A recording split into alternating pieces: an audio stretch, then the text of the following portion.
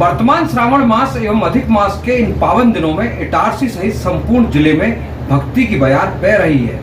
जगह जगह हर और हरि दोनों देव की पूजा, आराधना और उपासना संगीतमय स्वरूप में और सामूहिक रूप से भक्ति भाव के साथ की जा रही है। आइए शहर के कुछ विशेष स्थानों पर हम आपको लिए चलते हैं जहां हर और हरि की भक्ति भाव से पूजा हो रही है।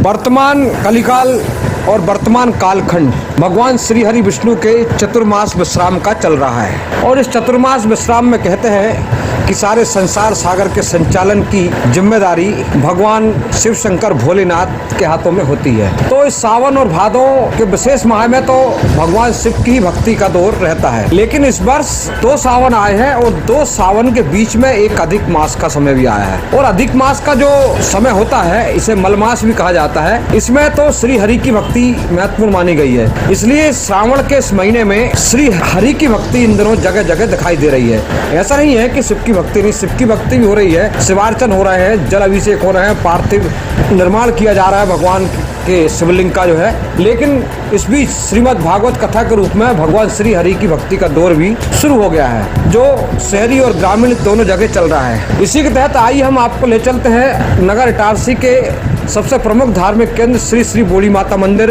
जहां पतित पावनी मां नर्मदा के उद्गम स्थल अमरकंटक से आई बाल विदुषी वैष्णवी गोस्वामी अपनी सुरमयी आवाज में और संगीतमय वातावरण में उपस्थित श्रोताओं को श्री हरि कथा का आध्यात्मिक महत्व श्रवण करा रही है। आज कथा प्रसंग के 6वें दिवस में उन्होंने कालिया नाग के प्रसंग की कथा को बहुत ही सांसारिक स्वरूप में श्रोताओं को सरल शब्दों में प्रतिपादित करवाया।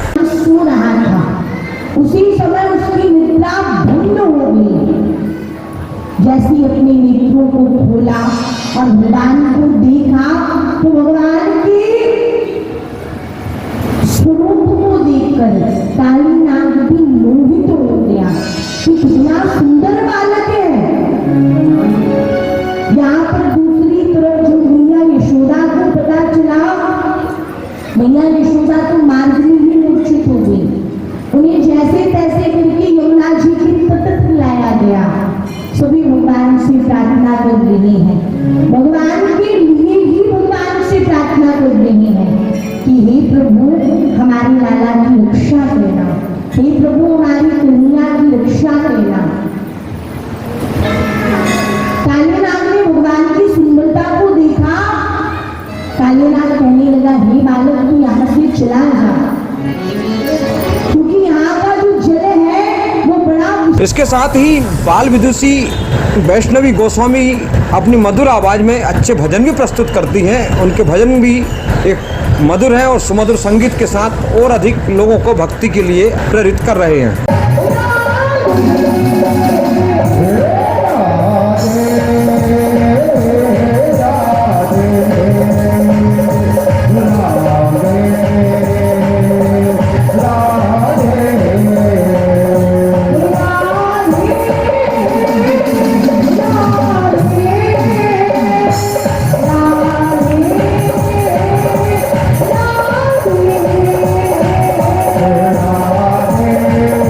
यह आयोजन बोली माता मंदिर में वार्ड नंबर 16 के महिला मंडल के द्वारा आयोजित हो रहा है। कार्यक्रम की संयोजक श्रीमती शीला गोस्वामी ने कहा कि कथा का समापन रविवार को होगा और इस दौरान बाल विदुषी का समस्त श्रोताओं की ओर से सम्मान भी किया जाएगा।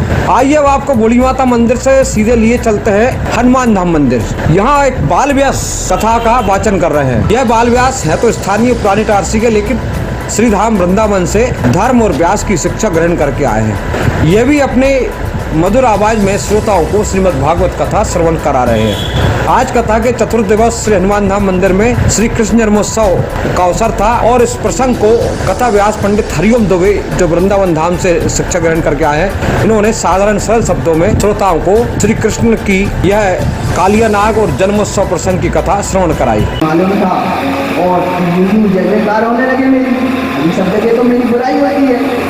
कंस ऐसा है, कंस वैसा है, कंस ये करता है, वो करता है, फलाना और ढूंढता, सब जगह यही था। कहते हैं ना एक जगह से बुराई इधर से छुट्टी नहीं है, उधर से उधर, उधर से उधर, उधर से उधर, पूरे संसार में मिल जाती है। जैसे अभी मालूम था कि हम तीसरी धाम वृंदावन से पढ़कर। ये नहीं मालूम था कि कथा भी करते हैं, आगे मालूम था किसी को। अब सबके सामने ऊपर में आ गया कि हम भागवत जी करते हैं, सबको दिख रहा है संसार। तो बूढ़ी माता मंदिर पर बाल विदुषी जो अमरकंटक से आई हैं उनके द्वारा मधुर आवाज में, और हनुमान धाम मंदिर में बाल व्यास हरिओम दुबे के द्वारा। अब आइए आपको लिए चलते हैं शिव की भक्ति में। अभी तक हरि की भक्ति हम देखते आ रहे हैं, शिव की भक्ति जो द्वारकाधीश मंदिर में इस समय चल रही है। यहाँ भगवान शिव शंकर के पार्थिव ज्योतिर्लिंग का निर्माण हो रहा है, उनका अभिषेक हो रहा है, और दोपहर 2 बजे से 5 बजे तक संगीत में शिव पुराण की कथा हो रही है, जिसे आचार्य हेमंत तिवारी अपने सरलतम शब्दों में श्रोताओं को अवगत करा रहे हैं। आज उन्होंने ऋषि दुर्वासा के प्रसंग पर कथा कही। कैसे पारायण होगा। दुर्वासा ऋषि अभी तक संध्या पूजन करके गंगा जी से नहीं लौटे हैं स्नान करके। तो राजा अम्बरीश ने अपने जो ज्ञानी विद्वान ब्राह्मण थे उनसे पूछा कि मैं अब क्या करूं। बोले एक काम करो, भगवान का चरणामृत ले लो, जो तुलसी रहती है उसको अगर ग्रहण कर लो तो पारायण हो जाता है एकादशी का। तो राजा अम्बरीश ने जो है जल लेकर के और तुलसी और जल ग्रहण कर लिया, तो पारायण उनका हो गया। अब जैसे दुर्वासा ऋषि उनके पास पहुंचे हैं तो दुर्वासा ऋषि आग बबूला हो गए। बोले बताओ, मेरे को निमंत्रण दे करके और मेरी अवहेलना कर दी। कथा प्रसंग के साथ ही पंडित हेमंत तिवारी के मधुर भजन पर कार्यक्रम आयोजक श्री द्वारकाधीश महिला मंडल एवं श्रोताओं के द्वारा जमकर भक्ति में नृत्य किया गया है।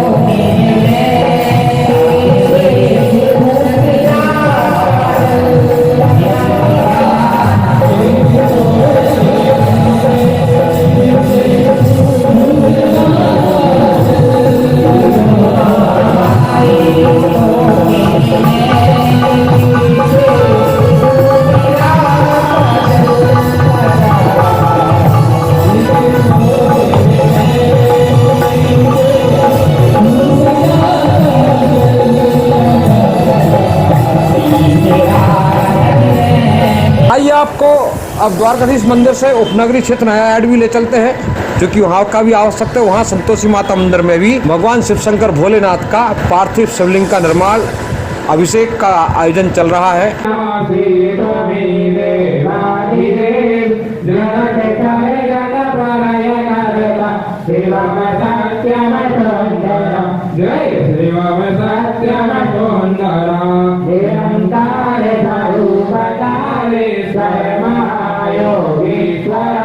यहाँ पर भी पार्थिव शिवलिंग के निर्माण और अभिषेक के साथ ही शिव पुराण की कथा भी चल रही है, जिसमें यहाँ के महंत और प्रवक्ता पंडित रमेश शास्त्री के द्वारा श्रोताओं को भगवान शिव की कथा शिव पुराण के रूप में कराई जा रही है। आज प्रारंभिक अवसर पर सभी श्रोताओं ने शिव पुराण कथा की आरती की और पूज्य महाराज जी का स्वागत किया।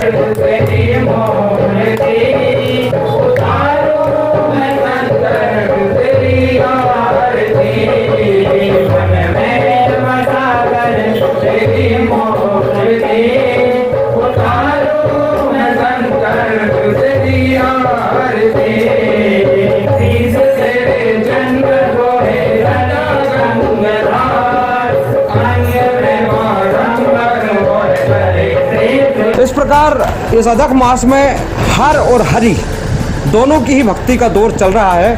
कई भागवत कथाओं के माध्यम से हरि की भक्ति हो रही है, तो शिव पुराण कथा के माध्यम से हर की भक्ति हो रही है, यानी शिव की भक्ति हो रही है। लेकिन सबसे महत्वपूर्ण है बूढ़ी माता मंदिर का वह कथा आयोजन, जिसमें माँ नर्मदा के उद्गम स्थल अमरकंटक से आई बाल विदुषी वैष्णवी गोस्वामी अपनी बहुत ही सुरीली और मधुर आवाज में श्रोताओं को श्री हरि कथा श्रवण करा रही है। इस कार्यक्रम का समापन रविवार को हो जाएगा। Bureau report Itarsi.